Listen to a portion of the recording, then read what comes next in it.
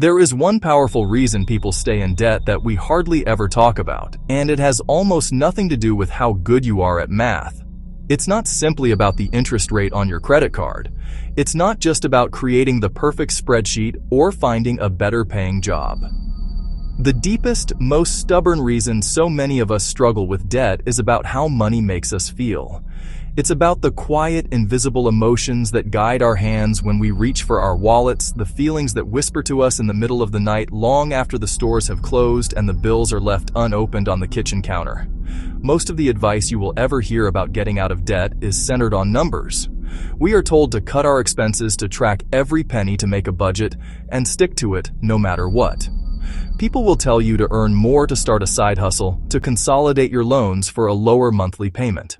They are practical, necessary tools, but they are not the whole story. They are the what of the problem, but they completely ignore the why. And the why is almost always rooted in our hearts, not just our bank accounts. Think about the moment you get paid. For so many, that direct deposit hitting your account brings a wave of complicated feelings. Yes, there can be a sense of relief, a brief moment where you feel like you can finally breathe. You might even feel a flicker of pride for all the hard work you've put in. But underneath that, what else is there? Do you also feel a sense of dread, knowing how quickly that money will disappear? Do you feel exhausted by the pressure of it all? For millions of people, this exact moment, the moment of receiving money, is when the real trouble begins, because it triggers a lifetime of learned emotional responses. When that money comes in, it doesn't just represent purchasing power. It touches on old wounds, deep-seated fears, and unmet needs. You might find yourself spending to feel a sense of joy or reward that is missing from other parts of your life. You might avoid looking at your online banking portal because the reality of the numbers feels too overwhelming, too shameful. You might make a vague promise to yourself that you will finally get serious and fix things next month, a delay tactic that provides temporary comfort but ultimately digs the hole deeper. This isn't a character flaw. It is a deeply human pattern, an emotional reflex that we must first see before we can ever hope to change it. A budget is a beautiful thing on paper. It is a logical, organized plan that tells your money where to go. The problem is, our feelings don't always follow logical, organized plans. When we are driven by emotion, a strict budget can feel less like a tool for freedom and more like a cage. It can feel like a constant reminder of what you can't have, what you can't do, where you have failed. This feeling of restriction can trigger a powerful urge to rebel. It's like being on a crash diet. The more you deprive yourself, the more you fantasize about that forbidden piece of cake until you finally break down and eat the whole thing. This is why so many well-intentioned financial plans fall apart within weeks or even days. They are designed to fix the math, but they completely fail to address the underlying emotional turmoil that caused the math problem in the first place. You can create the most detailed budget in the world, but if you don't understand why you overspend when you feel stressed, or why you avoid your bills when you feel ashamed, that budget is destined to fail. It's like trying to patch a leaky roof without ever looking at the storm that is causing the damage. The patches will never hold for long. The truth that we must all come to terms with is that financial health is inextricably linked to emotional health. You cannot separate the two. When we face our debt armed only with spreadsheets and calculators, we are bringing the wrong tools to the fight. A strict budget, handed down without any self-compassion, can actually amplify the very feelings of shame and deprivation that lead to impulsive spending. It becomes a form of self-punishment, and when we feel punished, our natural instinct is to seek comfort, often in the form of the very behaviors we are trying to stop. So, if a budget alone isn't the answer, what is? The journey out of debt must be a dual path. It requires us to look at the numbers, yes, but it also demands that we look inward with honesty and kindness. It requires us to become detectives of our own hearts, to understand the emotional triggers that lead us to make choices that are not in our own best interest. We have to learn to manage our feelings first. Because when our emotional world is in chaos, our financial world will inevitably follow. The numbers on the page are merely a symptom of a deeper story. The relationship between our feelings and our finances often operates in a predictable, destructive cycle. It's a loop that can be so subtle, we don't even realize we're trapped in it, but it is the engine that keeps so many people stuck in debt for years, even decades. This cycle isn't about being bad with money, it's a deeply ingrained pattern of emotional coping that has gone awry. Understanding the steps of this cycle is the first, most crucial part of breaking free from its grip and reclaiming your power. It's about turning on the light in a dark room so you can finally see the path out. The cycle typically begins with a trigger, which is almost always a difficult feeling. Stress from your job, loneliness after a long week, a sense of inadequacy when you compare your life to others on social media, boredom, sadness, the feeling of being completely overwhelmed by your responsibilities. This initial feeling is uncomfortable, and our immediate human impulse is to find a way to soothe that discomfort. We want to feel better, and we want to feel better now. This is where the second step of the cycle kicks in. The second step is the act of seeking relief, and for many, spending money becomes the easiest and quickest way to get it. Buying a new outfit provides a jolt of excitement. Ordering takeout feels like a well-deserved reward after a hard day. Clicking buy now on that gadget you've been eyeing gives you a temporary sense of control and pleasure. In that moment, the spending works. It delivers a short-term dose of dopamine, a fleeting feeling of happiness or escape. The original painful emotion, the stress, the loneliness, the inadequacy, is momentarily pushed into the background. But this relief is always temporary. What follows is the third and perhaps most damaging step, the emotional crash. Once the temporary high of the purchase wears off, it is replaced by a wave of guilt, shame, anxiety. You know you shouldn't have spent the money. You know it has set you back from your financial goals. This shame leads directly to the fourth step, avoidance. You hide the credit card statement when it arrives in the mail. You refuse to log into your bank account. You put off making a plan.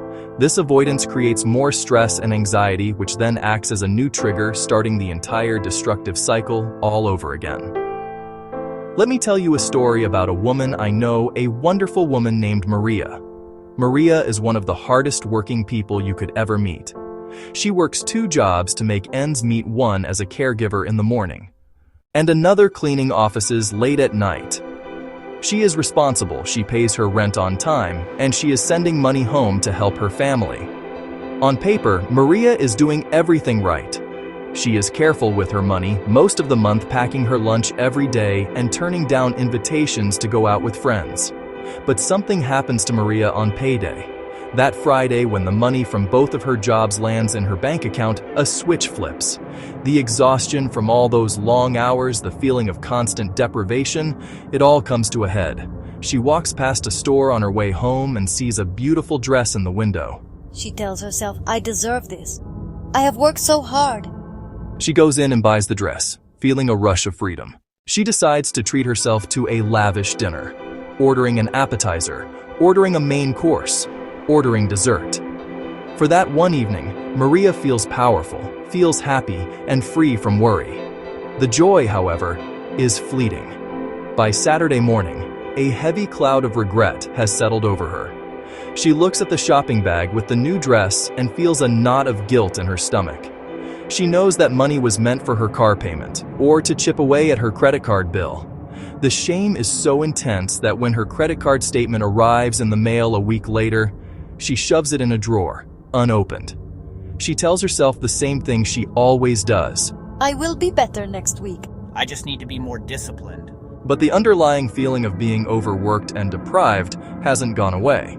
So the following payday, the cycle repeats itself. The intense need for a moment of relief for a small taste of the good life overpowers her best intentions. Maria is not lazy or undisciplined. She is emotionally exhausted. The spending isn't a failure of her character. It's a misguided attempt to soothe a deep-seated ache. It's a cry for rest, for joy, for a moment of ease in a life filled with struggle.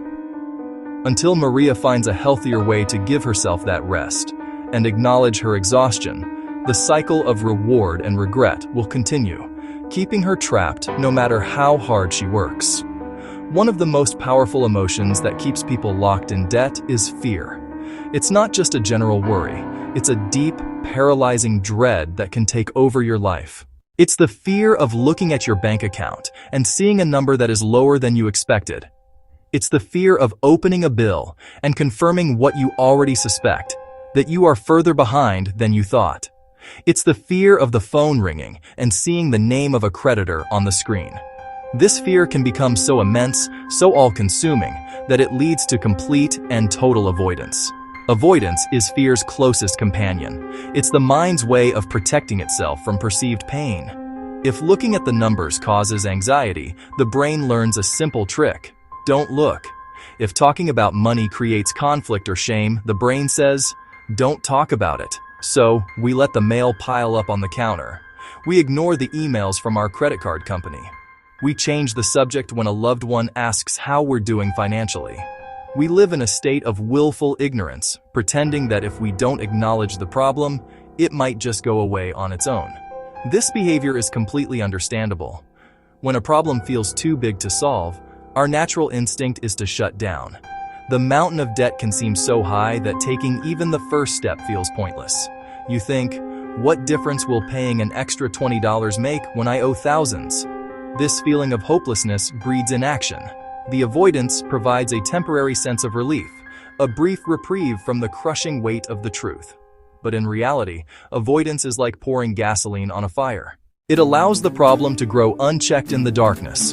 While you are avoiding, interest continues to accumulate. Late fees are added to your balances. Your credit score may begin to fall. The problem that felt overwhelming a month ago is now objectively worse. This in turn creates even more fear and shame, which reinforces the desire to avoid, trapping you in a downward spiral of paralysis. The debt itself becomes a monster under the bed. You know it's there, you can feel its presence every single day, but you are too afraid to look. Breaking this cycle requires the courage to simply turn on the light and face what's there. The journey out of the emotional debt cycle begins not with a calculator, but with a simple act of awareness. It starts with the courage to pause in those critical moments. When you're about to make an impulse purchase, when you receive your paycheck, when a bill arrives, and ask yourself one gentle question: what am I feeling right now?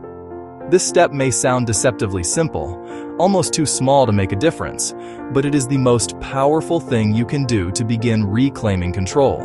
It is the act of separating yourself from the emotion, of observing it instead of being swept away by it. When you ask this question, be honest with yourself. The answer might be, I feel stressed, I feel lonely, I feel bored, I feel angry at my boss, I feel like a failure.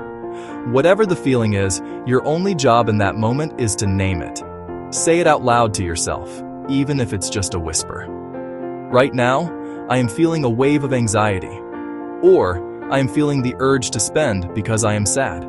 The simple act of putting a name to the emotion is revolutionary. It takes a big, scary, undefined feeling and transforms it into something concrete and manageable. Naming your feeling creates a small but crucial space between the emotional trigger and your habitual reaction. In that space, you have a choice. Before, the feeling of stress might have automatically led to the action of online shopping. Now, by identifying the stress, you have a moment to decide. You can see the path you usually take, but you can also see that there might be other paths available. This moment of awareness is where your power lies. It's the difference between being a passenger on a runaway train and being the conductor who can choose to pull the brake. Practice this throughout your day, not just with money. When you feel a strong emotion rising, pause and name it. This is a skill, and like any skill, it gets stronger with practice. At first, it might feel awkward or pointless. You might only catch the feeling after you've already made the purchase. That's okay. The goal is not perfection, it is progress. Over time, you will become more attuned to your inner world. You will start to recognize your emotional patterns, and naming the feeling will become your first line of defense against the destructive cycle of spending and shame. It is the first step toward conscious choice. Once you begin to notice and name your feelings, the next step is to introduce small, manageable actions that gently push back against avoidance and overwhelm. The key here is to think tiny. When you are facing a mountain of debt, the idea of tackling it can be so paralyzing that you do nothing at all. The antidote to this paralysis is not a grand, sweeping gesture, but a single, microscopic step. The goal is to prove to yourself you can take action no matter how small and to build momentum. So, what does a tiny action look like? Choose one unopened bill from the pile, open it. You don't have to pay it. You don't have to make a plan to pay it yet. Just look at the paper inside. That's your win for the day. Or log into just one financial account, your checking account or a single credit card. Look at the balance for 30 seconds, then log out. You faced the number and you survived. Make one phone call. If you're behind on a payment, calling can feel terrifying. Break it down. Look up the phone number and write it down. Tomorrow, dial the number, even if you hang up. The next day, listen to the automated menu. These small steps demystify the process and reduce fear. Small wins build confidence. Be incredibly kind to yourself. Your inner critic will show up saying, "Opening one bill is pointless when you have 10 more." Learn to quiet that voice. After your tiny action, celebrate it. Put a star on your calendar. Tell yourself, "I did something brave today." Pair small action with self-compassion and you begin to rewire your brain. You're teaching yourself, slowly and gently, that you are capable and that action, not avoidance, is the path to peace. As you get more comfortable with taking tiny actions, you can begin to weave them into simple, repeatable rituals. Rituals are powerful because they transform a dreaded task into a predictable, stable part of your routine. They take the drama and fear out of managing your money and make it feel as normal as brushing your teeth. A financial ritual doesn't have to be complicated or time-consuming. In fact, the simpler and more pleasant you can make it, the more likely you are to stick with it. The goal is to create a positive association with engaging with your finances. For example, you could create a Money Minute ritual every morning. While your coffee is brewing, you take just 60 seconds to log in to your main bank account. You just look. You don't judge. You don't analyze. You just observe. This daily exposure to the numbers in a calm and controlled way slowly erodes the fear of the unknown. Or you could establish a weekly money date. Every Sunday evening, you could light a candle, put on some calming music, and spend just 15 minutes reviewing your spending from the past week and setting one small financial intention for the week ahead. Another crucial element in breaking the emotional debt cycle is finding support. Shame thrives in silence and secrecy. The moment you speak your truth to someone you trust, the shame begins to lose its power over you. This doesn't mean you have to broadcast your financial situation to the world. It means finding one person, a partner, a close friend, a family member, or a professional, who can listen without judgment. Saying the words, "I am scared about my debt," out loud to another human being can be a profoundly healing experience. It lifts a tremendous weight from your shoulders. When you share your struggle, you realize you are not alone. So many people are facing the same challenges, feeling the same emotions. This connection gives you courage. Your support person doesn't need to have all the answers. Their job is not to fix your finances for you. Their role is simply to be a compassionate witness, to remind you of your strength when you forget, and to celebrate your tiny wins with you. Whether it's a therapist who can help you unpack the deeper emotional issues or a friend who will cheer you on for opening a bill, support makes the journey feel possible. You don't have to do this alone. There is no single magical moment when a life defined by debt suddenly flips into a life of financial freedom. It is not a destination you arrive at overnight. Instead, it is a slow and steady journey of transformation. It is a path paved with thousands of small, conscious choices. Each time you pause to name a feeling instead of reacting to it. Each time you open a bill instead of hiding it. Each time you choose to be kind to yourself instead of critical. It is a process of emotional healing as much as it is a process of financial accounting. Remember this fundamental truth. Your feelings drive your actions. If your financial life is governed by fear, shame avoidance, no budget or spreadsheet will ever be enough to create lasting change. But if you can learn to approach your money with awareness, compassion, courage, the numbers will eventually begin to shift in your favor. When you change your emotional relationship with money, you give yourself the power to sustain new financial habits. Lasting change comes from the inside out. Be prepared for setbacks along the way. They will happen. There will be days when you fall back into old patterns when you make an impulse purchase or avoid a difficult financial task. This is not a sign of failure. It is a sign that you are human.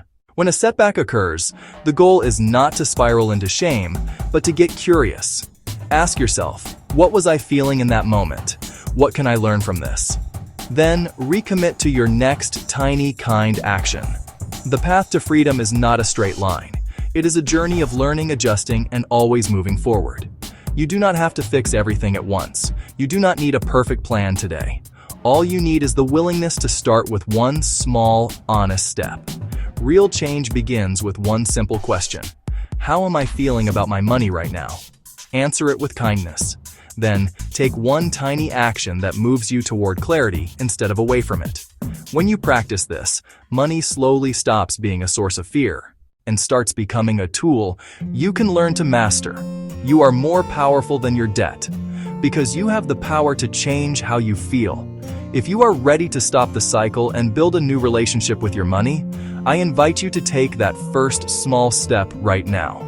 Subscribe to continue learning how to build a life of true financial and emotional freedom.